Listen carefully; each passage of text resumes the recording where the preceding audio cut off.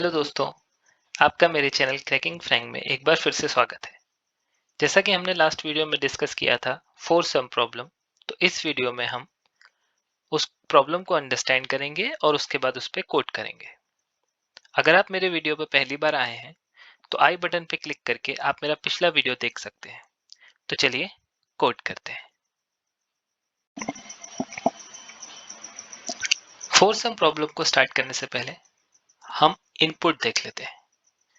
तो हमारे पास इनपुट में अरे दिया हुआ है, इंटीजर अरे, जिसमें 7, 6, 4, -1, 1 और 2 वैल्यू है।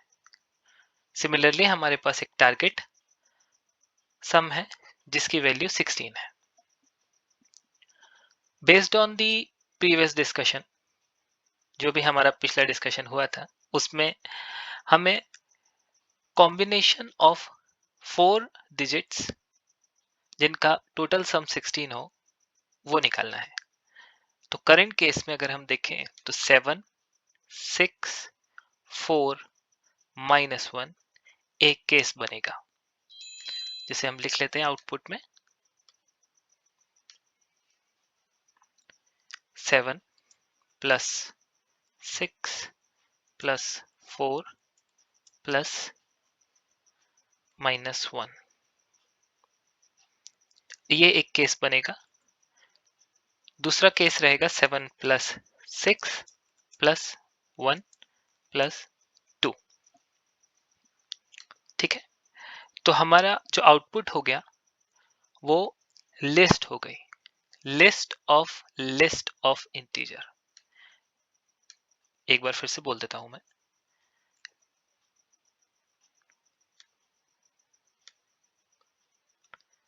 List of integer. यानी दो लिस्ट होगी। जो पहली लिस्ट होगी उसका साइज होगा 2 और इंटरनल लिस्ट के साइज होंगे 1, 2, 3, 4 एंड 1, 2, 3, 4। बिकॉज ये प्रॉब्लम ही 4 सम है तो ऑब्वियसली हम दूसरी लिस्ट जो होगी उसमें 4 वैल्यूज होंगी। तो अब इसको स्टार्ट करते हैं कि इस प्रॉब्लम को हम कैसे करेंगे। ओके, इधर हम अगर ब्रूट फोर्स का इस्तेमाल करें, जो कि वैसे हम इस वीडियो में नहीं करने वाले हैं, लेकिन अगर हम ब्रूट फोर्स का इस्तेमाल करें तो ब्रूट फोर्स में आप क्या करेंगे, आप 4 लूप लगा देंगे, 4 फॉर लूप लगा देंगे और हर लूप के, जैसे अगर आई, जे, के और एल लूप लगा दिया तो आप आई + जे + के + एल वैल्यूज को प्लस करके उनका टारगेट सम के साथ वैल्यू चेक कर लेंगे। लेकिन ये केस टाइम कॉम्प्लेक्सिटी के हिसाब से बिल्कुल अच्छा नहीं है, क्योंकि हर लूप को आप n number of time, where n is equal to the the length of array or the number of integer present in the array। ठीक है, तो ब्रूट फोर्स मेथड तो यहाँ पे हम बिल्कुल भी यूज नहीं करने वाले। तो हम क्या करेंगे,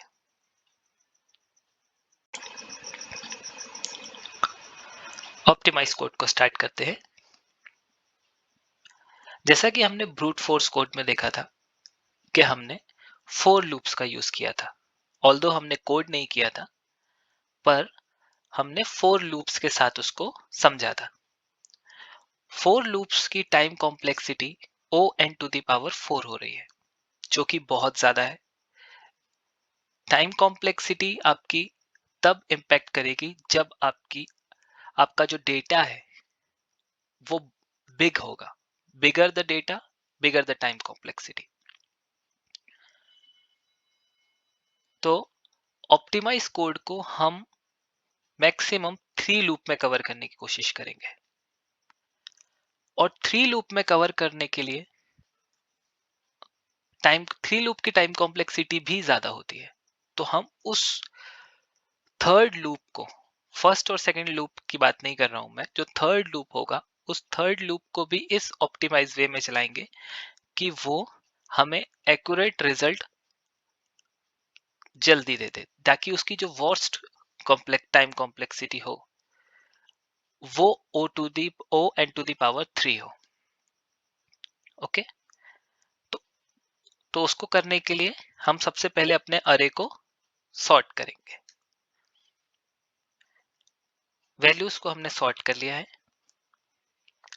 अब हम स्टार्ट करते हैं अपना फर्स्ट लूप। फर्स्ट लूप हम अपने फर्स्ट वैल्यू को फर्स्ट इंडेक्स पे पॉइंट करेंगे। सेकंड लूप हम अपनी सेकंड वैल्यू को पॉइंट करेंगे। जो थर्ड लूप होगा उसको हम थर्ड इंडेक्स पे पॉइंट करेंगे एंड लास्ट इंडेक्स पे पॉइंट करेंगे। अब लास्ट इंडेक्स पे पॉइंट क्यों करेंगे उसका रीजन मैं आपको बताता हूं। क्योंकि जो फर्स्ट वैल्यू है 1 -1, हम जब प्लस करेंगे +1 नेक्स्ट वैल्यू +2 एंड +7, उसके बाद जो भी इसका सम निकलेगा हम उसको अपने टारगेट सम यानी 16 के साथ कंपेयर करेंगे। तो 3 कंडीशन बनेगी। इधर हमने जो सम निकाला है ये इक्वल टू होगा या ग्रेटर देन होगा या स्मॉलर देन होगा। अगर हमारा जो सम है और जो टारगेट सम है ये इक्वल होते हैं तो हम अपने 1, 2, 3 एंड 4 वैल्यू को हम एक लिस्ट में स्टोर कर देंगे, क्योंकि हमें हमारा फर्स्ट आंसर मिल गया है। अगर हमारा टारगेट सम अगर हमारा सम हमने जो सम निकाला है वो सम हमारे टारगेट सम से बड़ा है, दैट मीन्स हमने जो ये वैल्यूज रखी है ये वैल्यूज ज्यादा है, हमें इससे एक छोटी वैल्यू चाहिए।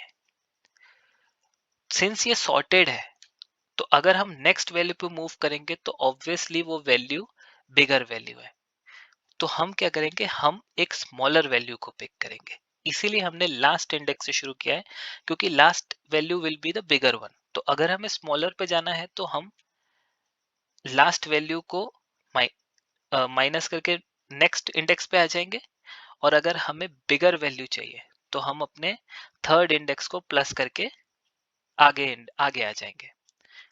तो हमारा लास्ट कंडीशन बेसिस फुलफिल हो जाएगा कि अगर हमारा सम जो है, जो हमने सम निकाला है, ये अगर स्मॉलर है हमारे टारगेट सम से, तो यानी हमने जो वैल्यू चूज की है वो वैल्यू छोटी है, तो उनमें से हमको अब एक बड़ी वैल्यू चाहिए।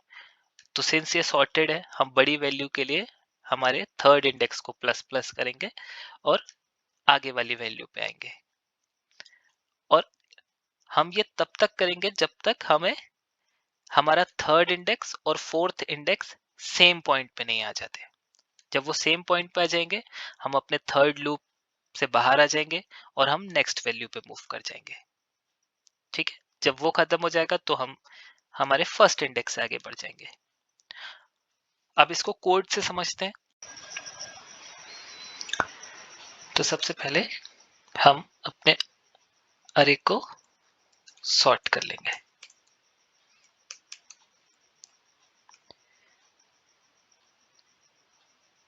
नेक्स्ट हमें जो रिटर्न टाइप चाहिए यानी लिस्ट ऑफ लिस्ट, उसका ऑब्जेक्ट क्रिएट करेंगे, यानी list of list equal to new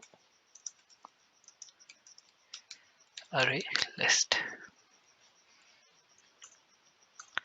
okay, तो अब हम अपना पहला लूप लिखेंगे, इंट फर्स्ट इंडेक्स।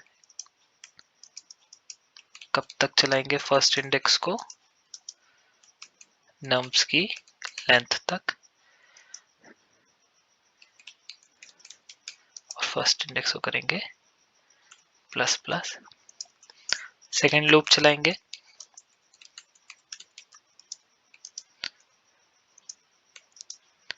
ये आपके अंडरस्टैंडिंग के लिए मैं इतने बड़े बड़े नाम सेकेंड इंडेक्स थर्ड इंडेक्स ऐसे दे रहा हूँ, आप छोटे भी दे सकते हैं। ये हम चलेगा, हमारा जो सेकंड इंडेक्स है वो इनिशियलाइज होगा फर्स्ट इंडेक्स से एक आगे, यानी फर्स्ट वैल्यू के बाद वाली दूसरी वैल्यू। ये भी चलेगा हमारा लेंथ तक। Second index plus plus. अब हम निकालेंगे अपना थर्ड इंडेक्स, जो कि हमारा सेकंड इंडेक्स के बाद वाली वैल्यू होगी, यानी ये वाली थर्ड इंडेक्स के बाद वाली वैल्यू, सॉरी सेकंड इंडेक्स के बाद वाली value. And last fourth index जो होगा वो nums डॉट लेंथ का -1 होगा, क्योंकि लेंथ अगर 4 होगी तो इंडेक्सिंग जो है वो 0 से शुरू होती है। अब हम अपना while लूप चलाएंगे कब तक, जब तक third index is smaller than fourth index. It should not be equal to as well, और बड़ा तो होना ही नहीं चाहिए। अब हम अपना सम निकालेंगे, जो कि है nums first index plus nums second index plus nums third index plus nums fourth index. Okay, अब तीन कंडीशन है अपने पास, इक्वल टू, लेस देन और ग्रेटर देन। तो सबसे पहले इक्वल टू पे चेक करेंगे, if sum is equal to target,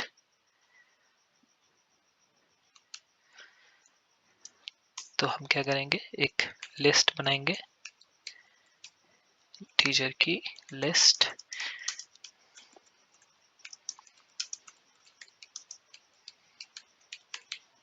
new array list, और उसमें ऐड कर देंगे nums का first index.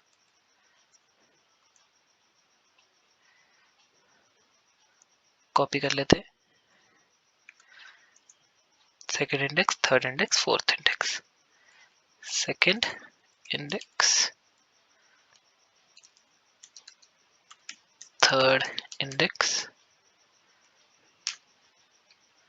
And fourth index. अभी लिस्ट को लिस्ट ऑफ लिस्ट में ऐड कर देते हैं और अपने थर्ड इंडेक्स को आगे बढ़ा देते हैं। काम हो गया है, क्योंकि पर इस एग्जांपल से अगर हम देखें तो इस एग्जांपल से हमें पता चलता है कि कोई भी वैल्यू जो है वो रिपीट नहीं होनी चाहिए। मतलब अगर आपका इंडेक्स यहाँ पर है, सेकंड इंडेक्स यहाँ पर है, थर्ड इंडेक्स यहाँ पर है और फोर्थ इंडेक्स यहाँ पर है, तो आपने एक वैल्यू मिल गई आपको टारगेट सम करके। अब अगर आपका इंडेक्स यहाँ मूव करता है या अब थर्ड इंडेक्स यहाँ मूव करता है, तो अब 1 2 3 एंड 4, तो ये फिर से मिल गई लिस्ट, आप फिर से ऐड कर देंगे तो मल्टीपल हो जाएगी। तो आपको क्या करना है, यहाँ पे एक कंडीशन ऐड करनी है कि if list of list dot contains list, यानी इफ नॉट कंटेन, तो ये आप इसे ऐड कर दो, नहीं तो स्किप करके थर्ड इंडेक्स को बढ़ा दो। अब हम एल्स पे जाएंगे। एल्स इफ हमारे पास दो कंडीशन है, लेस देन और इक्वल टू, तो हम लेस देन चेक कर लेते हैं पहले। अगर लेस है तो ऑब्वियसली हमें जो थर्ड इंडेक्स है यानी छोटे से बड़े वैल्यू पे जाना है, तो प्लस करेंगे। अगर फाइनली अगर सम बड़ा है तो हमारा जो लास्ट इंडेक्स है वो बड़ी वैल्यू है, तो उससे छोटी वैल्यू पे आएंगे। ठीक है, अभी यहाँ से हम रिटर्न कर देंगे लिस्ट ऑफ लिस्ट। इसको रन करते हैं।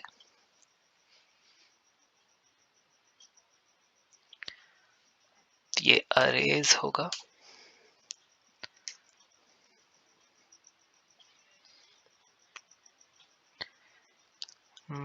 cannot find the symbol.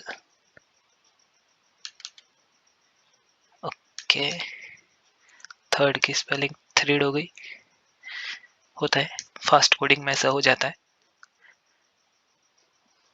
Accepted हो गया, सबमिट करते हैं। एक्सेप्टेड हो गया, ठीक है। तो कोड फोर सम का एक बार फिर से देख लेते हैं, यहां देख लेते हैं, इसको मिटा देते हैं।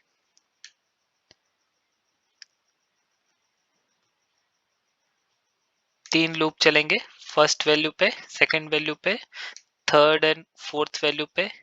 जो लूप होगा वो वैल्यू चेक करेगा अपनी फर्स्ट सेकंड थर्ड की, इधर इक्वल टू होगा या लेस देन होगा या ग्रेटर देन होगा, ठीक है।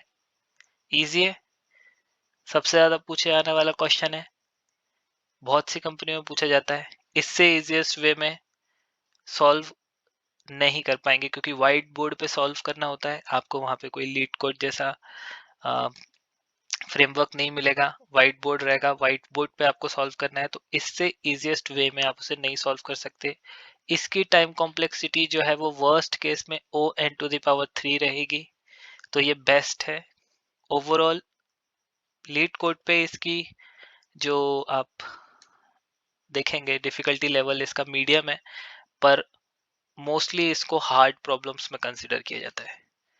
तो आप इस वाले कोड को एक बार फिर से समझिए अपने, आप इसको लीड कोड में जाके खुद से सॉल्व करिए, ये एक ही बार में आपको समझ में आ जाएगा, ठीक है। कोई भी क्वेश्चन हो तो आप मुझे कमेंट सेक्शन में बता सकते हैं, कोई नए टॉपिक पे आपको कुछ वीडियो चाहिए तो आप मुझे वो बता सकते हैं, नहीं तो मैं अपने 150 से 200 क्वेश्चंस में तो सब कुछ कवर करने वाला हूँ डीएस का। तो तब तक आप लर्न करें, फिर अर्न करें और सब्सक्राइब कर लें। Thank you.